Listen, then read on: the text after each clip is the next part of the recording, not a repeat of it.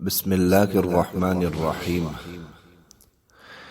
عن عائشة رضي الله تعالى عنها قالت: ما رأيت النبي صلى الله عليه وسلم في شهر أكثر صياما منه في شعبان كان يصومه إلا قليلا بل كان يصومه كله۔ ترمذی شریف کی یہ روایت ہے، حضرت عائشہ رضی اللہ تعالی عنہا سے روایت منقول ہے کہ میں نے نبی کریم صلی اللہ علیہ وسلم کو رمضان المبارک کے علاوہ کسی مہینے میں شعبان سے زیادہ روزے رکھتے ہوئے نہیں دیکھا۔ آپ کچھ دنوں کے علاوہ پورے ہی شعبان کے مہینے کے روزے رکھتے تھے، بلکہ پورے مہینے کے روزے رکھا کرتے تھے۔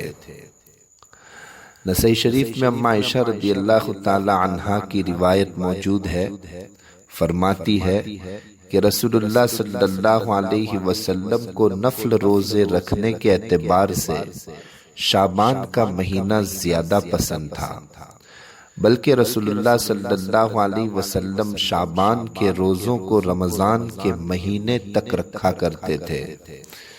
مطلب یہ ہے کہ رسول اللہ صلی اللہ علیہ وسلم شعبان کے اکثر دنوں میں رمضان کا مہینہ شروع ہونے کے قریب تک روزے رکھتے تھے۔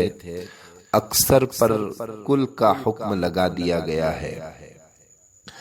حضرت اسامہ بن زید رضی اللہ تعالی عنہ سے روایت منقول ہے، نسائی شریف کی روایت ہے اور اس کی اسناد کو حسن قرار دیا ہے۔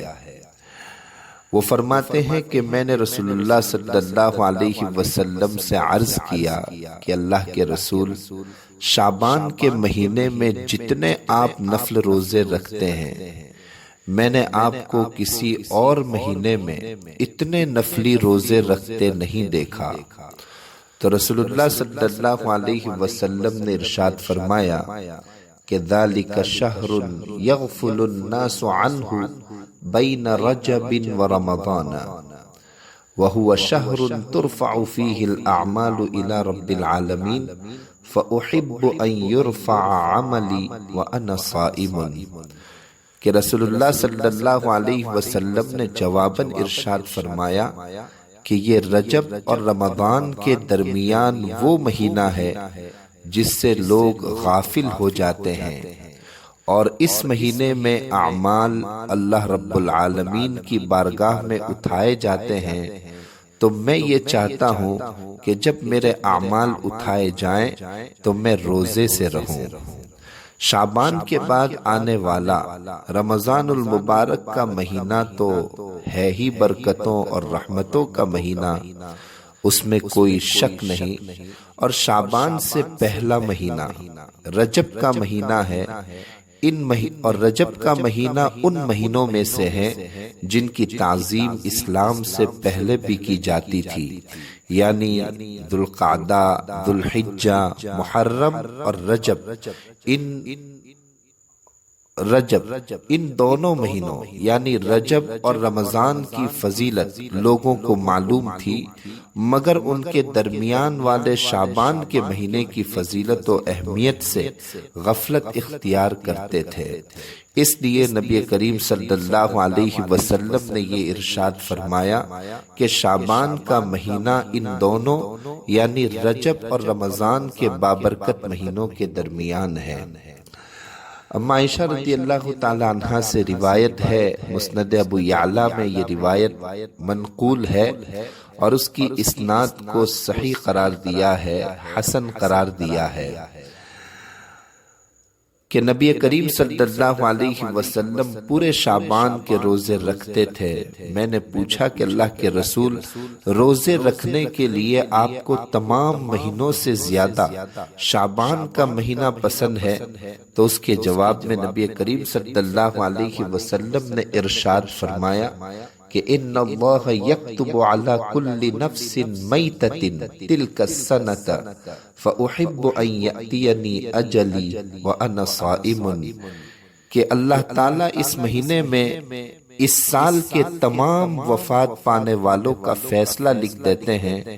میں چاہتا ہوں کہ جب میری اجل، میری وفات کا فیصلہ آئے تو میں روزے سے رہوں۔ ان تفصیلات سے معلوم ہوا کہ رسول اللہ صلی اللہ علیہ وسلم شعبان کے مہینے میں کثرت سے نفلی روزہ رکھا کرتے تھے، اور ماہ شعبان میں رسول اللہ صلی اللہ علیہ وسلم کے زیادہ نفلی روزے رکھنے کے کئی سبب اور کئی حکمتیں ہیں، جن میں سے بعض وہ ہیں جن کی طرف احادیث میں بھی اشارہ ملتا ہے۔ مثلا اس مہینے میں شعبان کی 15ویں رات اور اس کے فضائل کا پایا جانا، اس سے متعلق انشاءاللہ کسی وقت تفصیلاً بیان کریں گے۔ اور اس مہینے میں بارگاہ الہی میں بندوں کے اعمال کی پیشی کا ہونا اور پورے سال میں مرنے والوں کا فیصلہ ہونا، یہ بھی روزہ رکھنے کا ایک سبب ہے۔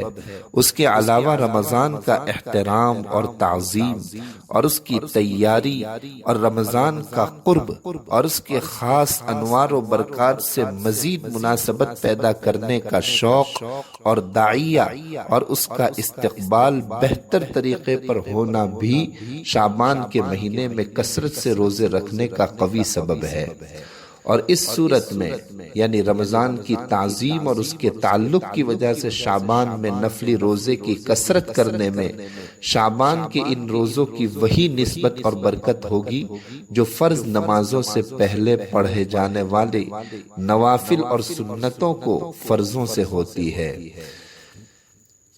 مذکورہ احادیث اور روایات کے پیش نظر کئی فقہائے کرام نے شعبان کے مہینے میں نفل روزوں کو سنت اور مستحب قرار دیا ہے۔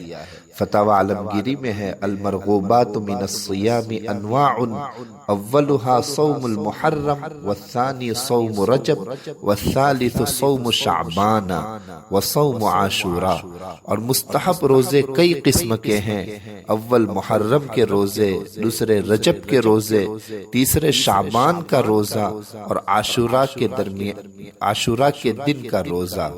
امام نووی رحمۃ اللہ علیہ لکھتے ہیں وَمِنَ الْمَسْنُونِ صَوْمُ شَعْبَانَ، کہ شعبان کے مہینے کا روزہ بھی مسنون روزوں میں سے ہے۔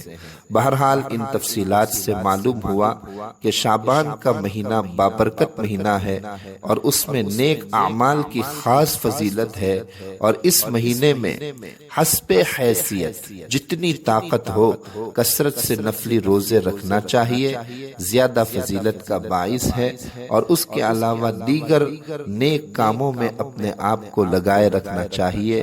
اللہ تبارک و تعالی ہمیں عمل کی توفیق عطا فرمائے اور اس ماہ مبارک کی قدردانی کی توفیق عطا فرمائے، آمین۔ السلام علیکم ورحمۃ اللہ وبرکاتہ۔